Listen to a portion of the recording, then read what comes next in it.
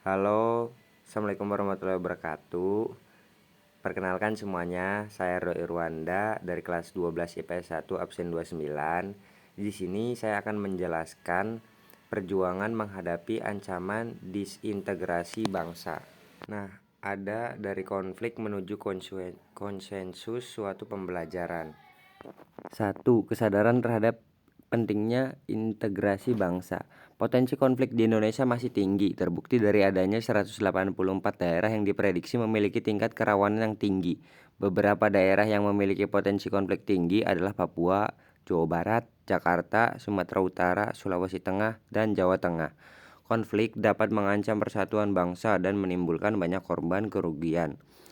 Sejarah telah membuktikan bahwa pemberontakan yang pernah terjadi di Indonesia telah menewaskan banyak sekali korban manusia dan menimbulkan kerusakan yang sangat besar.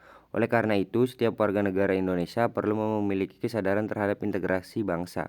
Kesadaran ini dapat diwujudkan dengan cara menghargai perbedaan, toleransi, dan saling menghormati. Berikut adalah beberapa yang dapat dilakukan untuk meningkatkan kesadaran terhadap integrasi bangsa. 1. Meningkatkan pemahaman tentang pentingnya integrasi bangsa. 2. Mengembangkan sikap saling menghargai dan menghormati perbedaan. 3. Membangun dialog dan komunikasi antar kelompok masyarakat. 4.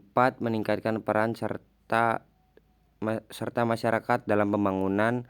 Dengan meningkatkan kesadaran terhadap integrasi bangsa, diharapkan kita dapat menjaga persatuan dan kesatuan bangsa Indonesia. Nah, yang kedua ada teladan para tokoh persatuan. Pahlawan nasional dari Papua, Frans Kaisepo. Frans Kaisepo lahir di Biak pada 10 Oktober 1921, adalah seorang putra Papua yang mendedikasikan hidupnya untuk memperjuangkan penyatuan Papua dengan Indonesia.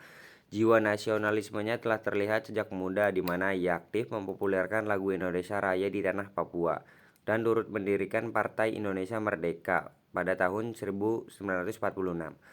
Perjuangannya tak berhenti di situ. Pada tahun 1946, Kaisepo menjadi delegasi Papua dan konferensi Malino di sana. Ia dengan tegas menentang pembentukan negara Indonesia Timur yang tak memasukkan Papua. Ia pun mengusulkan agar Papua bergabung dengan Keresidenan Sulawesi Utara.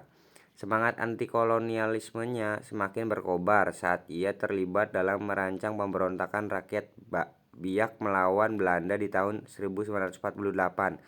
Setahun kemudian ia menolak tawaran menjadi ketua delegasi Netherlands New Guinea di KMB. Penolakan ini membuatnya dibuang ke distrik-distrik terpencil Papua oleh pemerintah kolonial. Tak gentar, Kaisepo telah berjuang. Pada tahun 1961 ia mendirikan Partai Irian sebagai Indonesia yang menuntut penyatuan Papua dengan Indonesia. Ia pun aktif membantu para tentara pejuang Trikora dalam operasi pembebasan Papua. Perjuangan panjang Kaisepo akhirnya berbuah manis. Pada tanggal 1 Mei 1963, Papua resmi menjadi anggota bagian dari Republik Indonesia.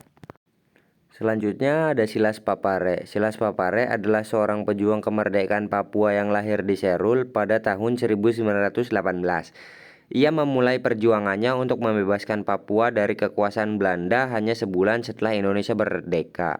Pada bulan September 1945, Silas Papare membentuk Komite Indonesia Merdeka untuk menghimpun kekuatan dan mengatur gerak langkah perjuangan.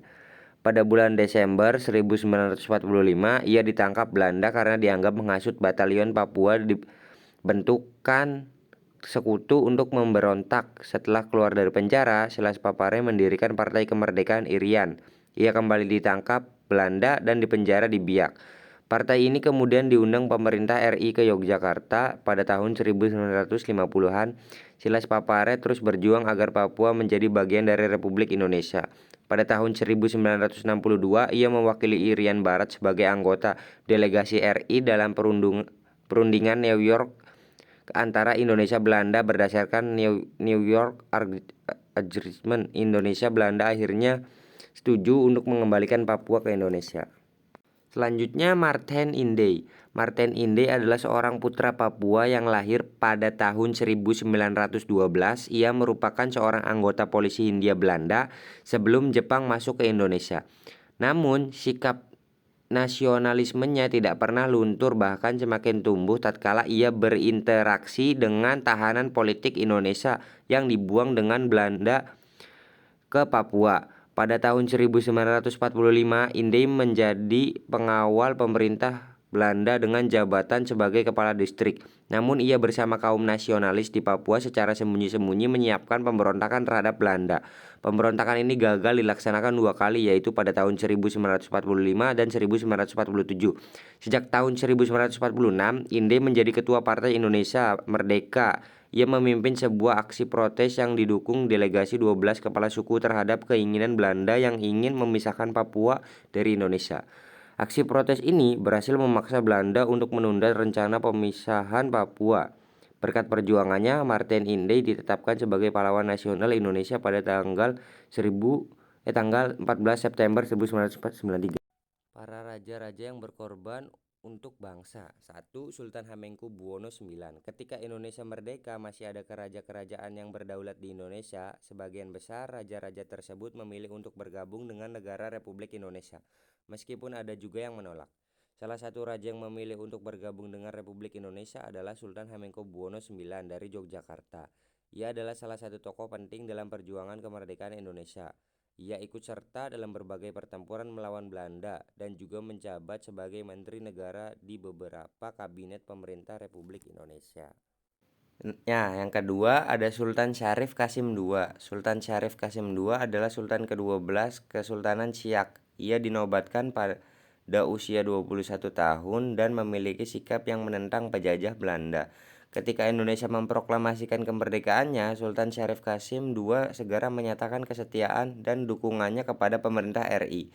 Ia juga menyerahkan hartanya senilai 13 juta gulden untuk membantu perjuangan RI. Sultan Syarif Qasim II juga aktif mendukung perjuangan kemerdekaan RI dengan membentuk Komite Nasional Indonesia di Siak, TKR, dan Barisan Pemuda Republik. Ia juga mengibarkan bendera merah putih dan mengajak raja-raja Sumatera Timur lainnya agar turut memihak Republik. Selama revolusi kemerdekaan, Sultan Syarif Qasim II aktif mensuplai bahan makanan untuk para laskar. Ia juga kembali menyerahkan harta kekayaannya berupa emas kepada Presiden Soekarno di Yogyakarta. 3. Mewujudkan integrasi melalui seni dan sastra Ismail Marzuki. Ismail Marzuki adalah seorang pahlawan nasional Indonesia yang dikenal sebagai komponis besar. Ia lahir di Jakarta pada tahun 1914 dan meninggal pada tahun 1958. Ismail Marzuki mulai menciptakan lagu sejak usia 17 tahun.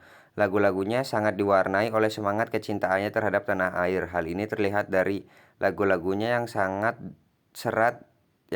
dengan nilai-nilai perjuangan seperti Rayuan Pulau Kelapa, Halo Halo Bandung, Selendang Sutra, dan Cemasang Mata Bola. Ismail Marzuki juga dikenal sebagai sosok yang memiliki semangat juang yang tinggi. Ia juga tidak mau bekerja sama dengan Belanda saat RRI dikuasai oleh Belanda pada tahun 1947. Ia baru mau kembali bekerja di RRI setelah RRI kembali diambil alih oleh Republik Indonesia. Meskipun memiliki fisik yang tidak terlalu sehat karena menderita penyakit TBC, Ismail Marzuki tetap bersemangat untuk berjuang melalui seni. Hal ini menunjukkan betapa rasa cintanya pada tanah air begitu tertanam kuat dalam dirinya. Perempuan pejuang Opung Daeng Risaju. Opung Daeng Risaju adalah seorang wanita pejuang wanita asal Sulawesi Selatan yang lahir pada tahun 1880. Ia merupakan keturunan bangsawan kerajaan Luwu. Sejak kecil, Opu Daeng Risaju tidak pernah mengenyam pendidikan barat, tetapi ia dapat membaca dengan cara belajar sendiri. Setelah dewasa, Opu Daeng Risaju menikah dengan Haji Muhammad Daud, seorang ulama yang pernah bermukim di Mekah. Ia mulai aktif di organisasi Partai Syarikat Islam Indonesia pada tahun 1927. Opu Daeng Risaju berperan penting dalam memperjuangkan kemerdekaan Indonesia, baik pada masa kebangkitan nasional maupun masa revolusi kemerdekaan.